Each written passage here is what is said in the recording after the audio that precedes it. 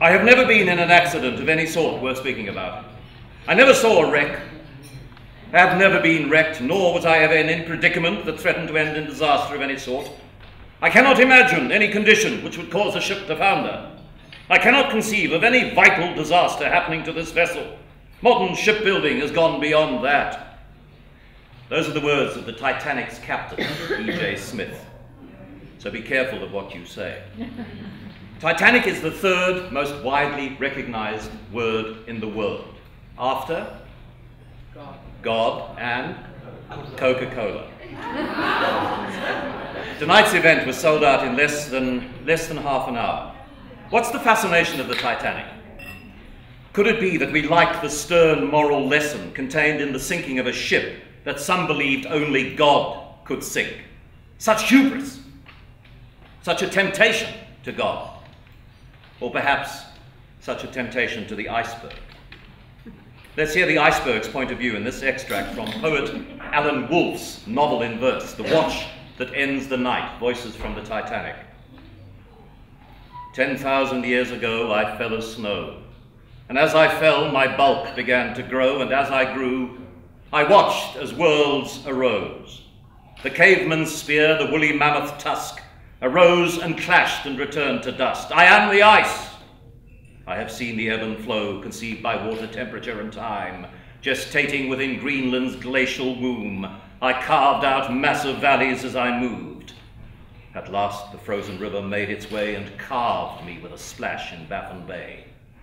Since then I've traveled southward many weeks, for now that my emergence is complete, there is a certain ship I long to meet. And from the same book, here is the voice of Frederick Fleet, the lookout. I see then a blackness in the blackness, a certain solid quality to the night that makes me shake my head. Something, a whale, a rock, a derelict ship, still a ways off. Something small, no, bigger, closer, growing larger with every passing second. Iceberg, I say! Iceberg, straight ahead!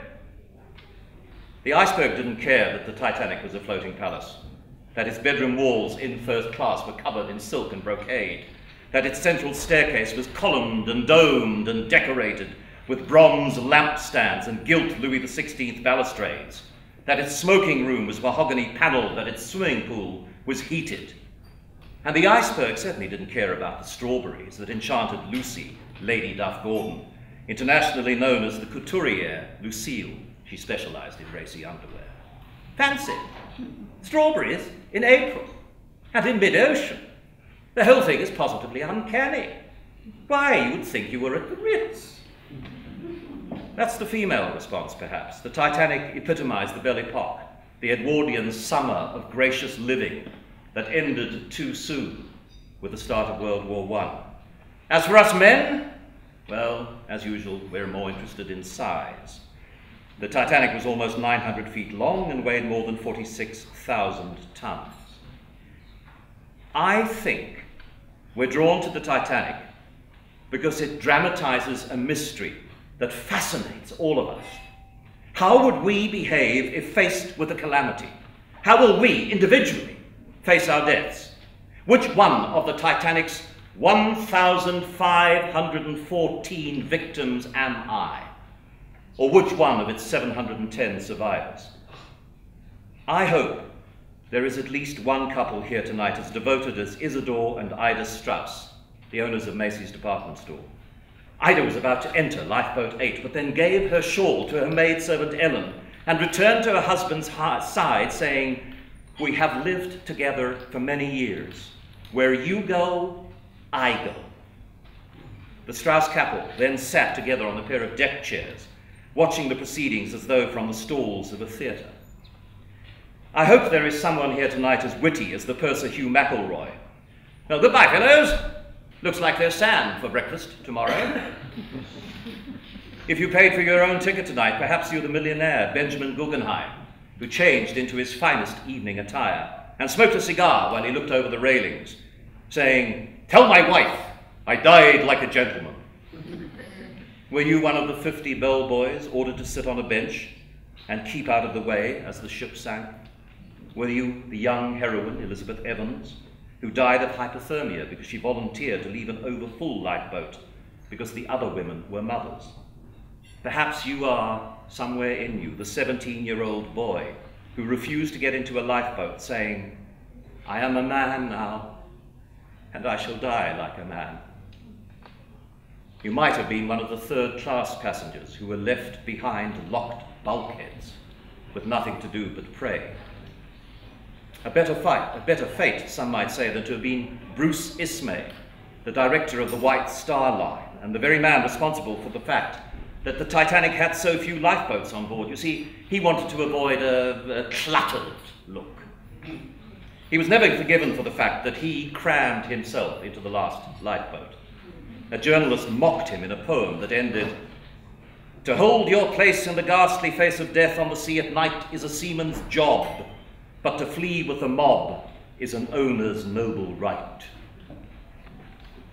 I hope, particularly, that there is here this evening a Margaret Brown, a woman who rose from rags to riches, an early feminist, an advocate of women's suffrage, a politician, a philanthropist, a human rights activist, an actress.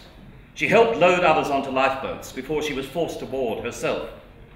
And then she rowed and kept spirits up until the Carpathia arrived. Margaret Brown was furious that as a woman she was not allowed to testify at the Titanic hearing. Indeed, that's true.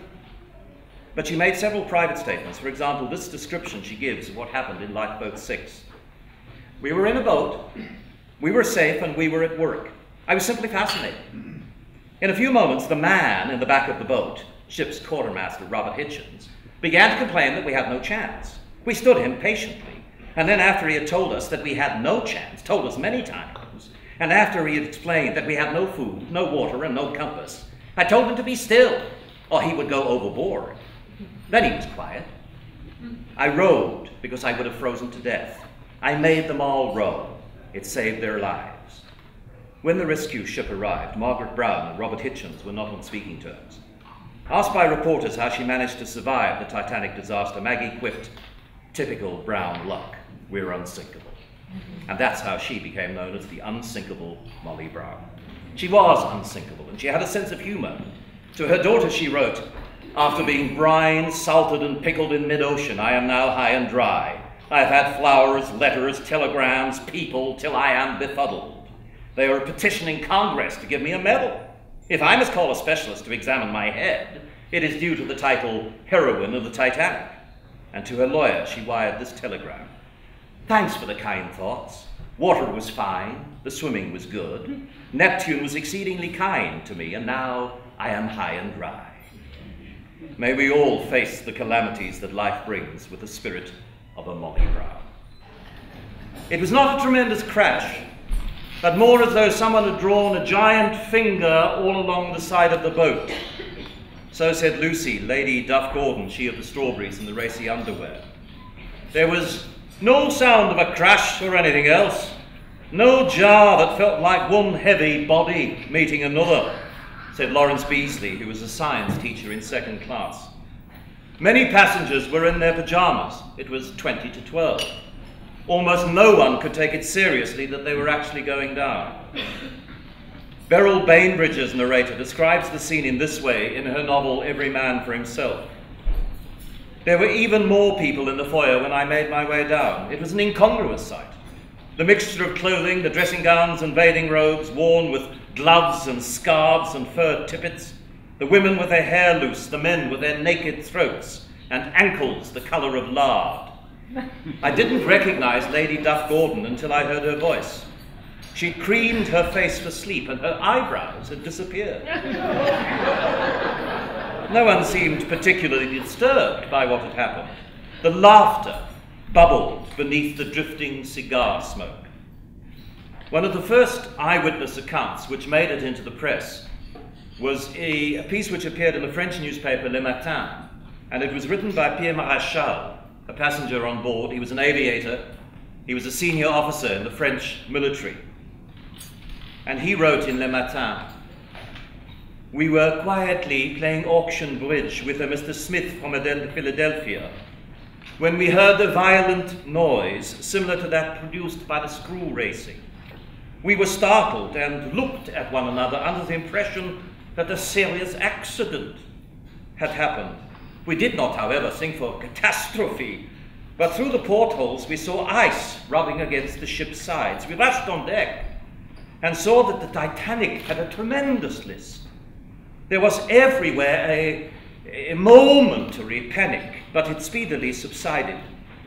To the inquiries of a lady, one of the ship's officers caustically replied, "Don't be afraid, we're only cutting a whale in two."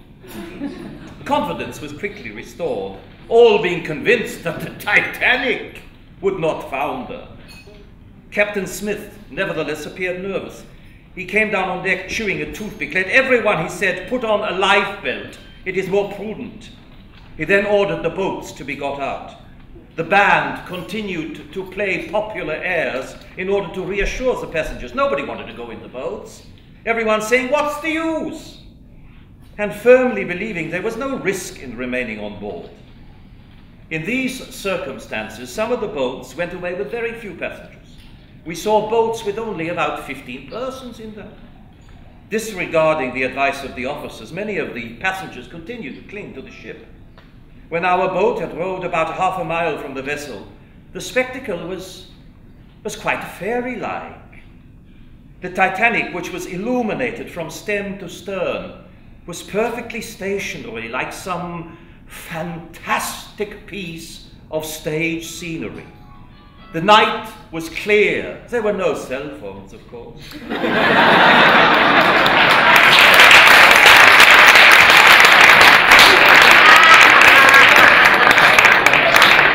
And the sea was perfectly smooth, but it was intensely cold.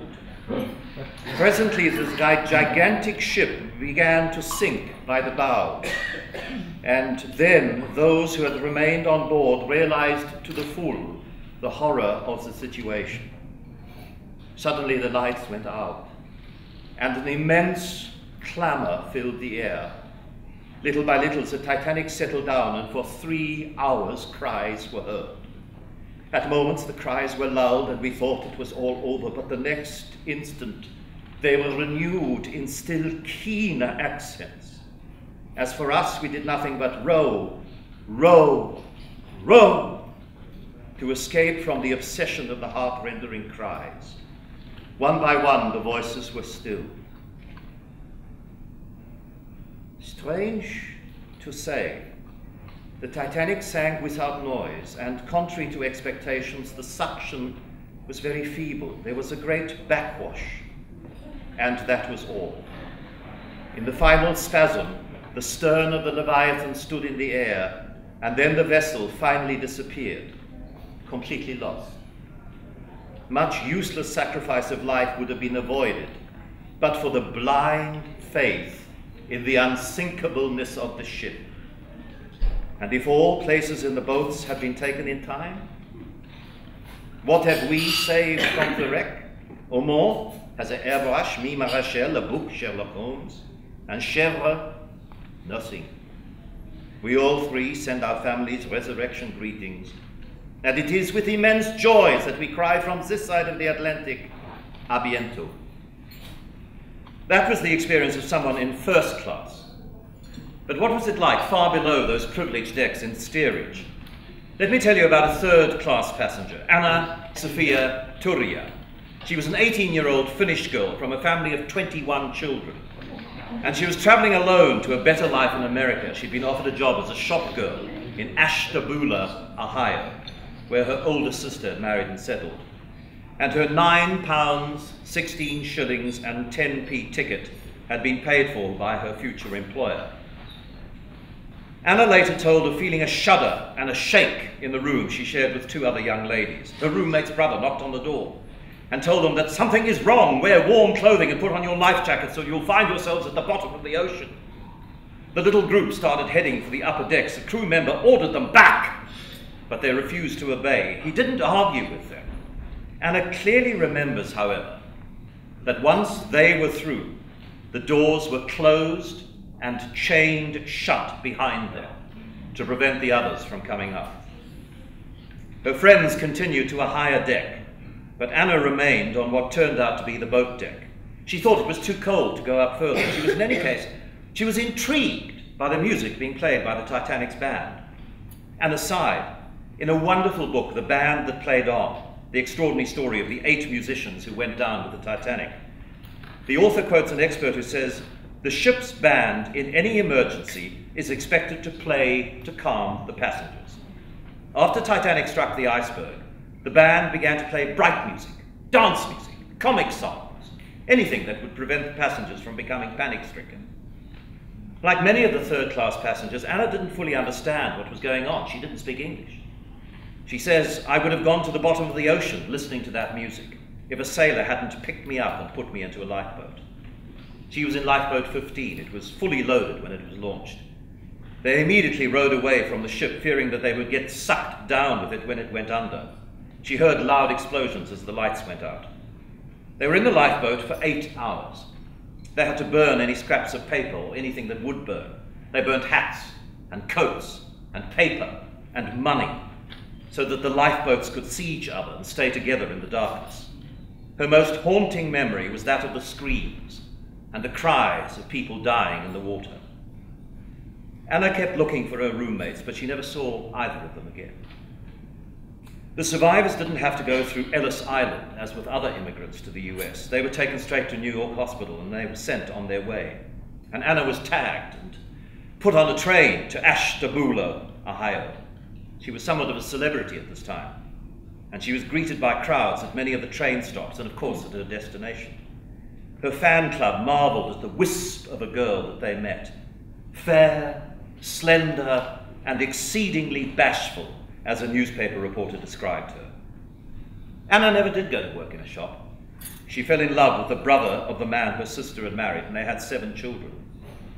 And she was a special guest when the 1953 movie, Titanic, came to Ashtabula, Ohio. It was the first movie that she'd ever seen in her life. Reporters asked her, when she came out, did she think the film was realistic? And through an interpreter she answered, if they were close enough to film it, why didn't they help?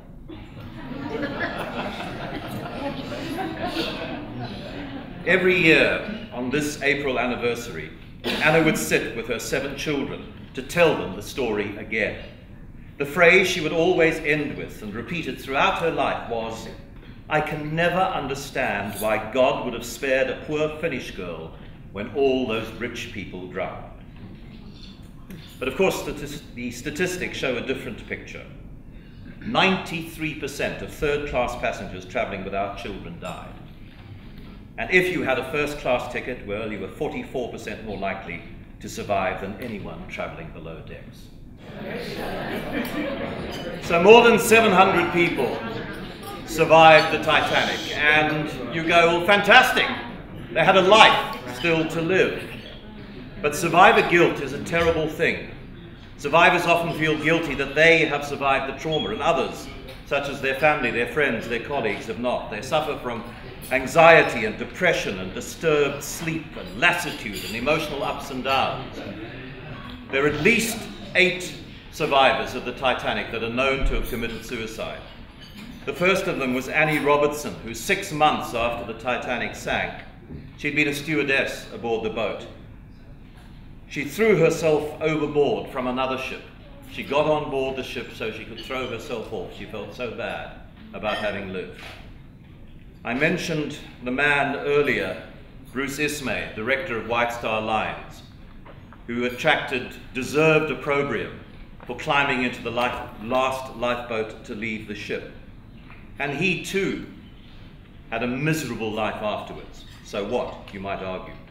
But Derek Mahon wrote a beautiful poem called After the Titanic, which looks at Bruce Ismay's guilt. They said I got away in the boat and humbled me at the inquiry.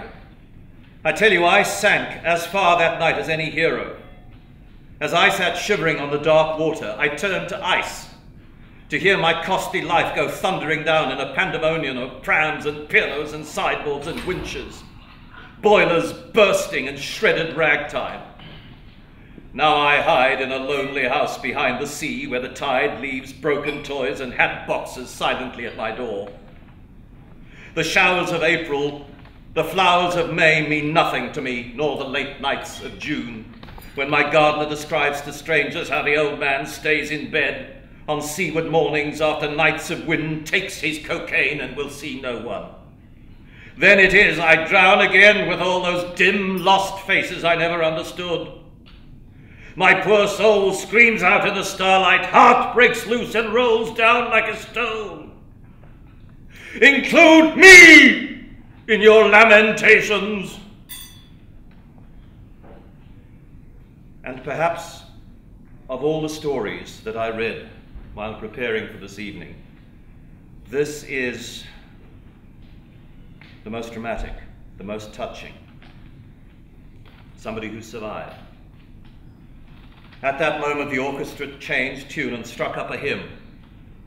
One I knew well because it was a favorite of my aunt's, and sometimes she used to sing it when she was in one of her brighter moods. E'en though it be a cross that raises me, still all my song shall be, nearer, my God, to thee, nearer to thee. And now the moment was almost upon us. The stern began to lift from the water. The hymn turned ragged, ceased altogether. The musicians scrambled upwards.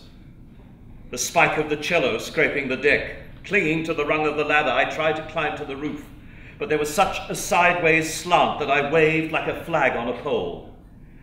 As the ship staggered and tipped, a great volume of water flowed in over the submerged bows and tossed me like a cork to the roof. My fingers touched some kind of bolt near the ventilation grill, and I grabbed it tight. I filled my lungs with air and fixed my eyes on the blurred horizon, determined to hang on until I was sure I could float free rather than be swilled back and forth in a maelstrom.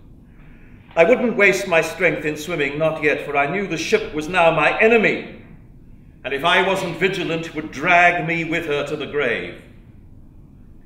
I waited for the next slithering dip, and when it came and the waves rushed in and swept me higher, I released my grip and let myself be carried away over the tangle of ropes and wires and davits, clear of the rails and out into the darkness. I heard the angry roaring of the dying ship, the deafening cacophony as she stood on end and all her guts tore loose. I choked on soot and cringed beneath the sparks dancing like fireflies as the forward funnel broke and smashed the sea in two. I was sucked under as I knew I would be down, and still I waited until the pull slackened, and then I struck out with all my strength. I don't know how long I swam under that lidded sea. Time had stopped with my breath, and just as it seemed as if my lungs would burst, the blackness paled, and I kicked to the surface. I had thought I was entering paradise, for I was alive and about to breathe again. And then I heard the cries of souls in torment and believed myself in hell. Dear God, those voices! Father! Father! For the love of Christ, help me for pity's sake! Where is my son? Some called for their mothers, some on the Lord, some to die quickly, a few called to be saved. The lamentations rang through the frosty air and touched the stars. My own mouth opened in a silent howl of grief. The cries went on and on, trembling, lingering, and God forgive me, but I wanted them to end. In all that ghastly night, it was the din of the dying that chilled the most. Presently the voices grew fainter and ceased, and yet still I heard them as though the drowned called to one another in a ghostly place where none could follow. Then silence fell, and that was the worst sound of all. There was no trace of the Titanic. All that remained was a grey veil of vapour drifting across the water. Gradually I grew accustomed to the darkness and made out a boat some distance away. Summoning up all my strength, I swam closer. It was a collapsible, wrong side up and sagging in the sea. I tried to climb onto the gunwale, but the occupants gazed through me and offered no assistance. They might have been dead men for all the life in their eyes. Swimming round to the far side, I commandeered a bobbing barrel and mounting it like a horse, hand paddled to the stern and flung myself aboard. We slushed there, 20 or more of us lying like sponges in the icy pond within that canvas bag, looking up at the stars, students of the universe, each man lost in separate thoughts and dreams. Now it was very cold in the boat, and we were sinking deeper as we floated. I sat up and rubbed my frozen limbs, shouting at the others to stir themselves unless they wished to die. We stared as hard as we could, but there was such a display of shooting stars that night it was difficult to distinguish one light from another. An hour crept by, and to our delight we heard voices. Pretty soon, by means of shouting back and forth, 2 lifeboats loomed. There was space in one of them for 3 of us, but we daren't disturb our balance and moved off. It must have been 30 minutes or so later when that second lot of shooting stars went up into the sky. We gazed in disbelief because they burst asunder before they fell. A solitary cheer came from somewhere to our right, and a woman's voice shouted, "It's the Carpathia for sure!" For one instant I wanted to cheer too. The next, that momentary leap of relief was replaced by unease which deepened into guilt. For in that moment I had already begun to forget the dead. Now I knew that I was going to live. There was something dishonorable in survival. Dawn came, and as far as the eye could see, the ocean was dotted with islands and fields of ice. Some floated with tapering mastheads, some sailed with monstrous bows, rising sheer to the pink-flushed sky. Some glided the water in the shapes of ancient vessels. Between this pale fleet, the little lifeboats rocked. There were other things caught upon the water, chairs and tables, crates, an empty gin bottle, a set of bagpipes, a cup without a handle, a creased square of canvas with a girl's face painted on it, and 2 bodies. She in a gown of ice with a mermaid's tail, he in shirt sleeves, the curls stiff as wood shavings upon his head, his 2 hands frozen to the curve of a metal rail. Beyond, where the sun was beginning to show its burning rim, smoke blew from afar.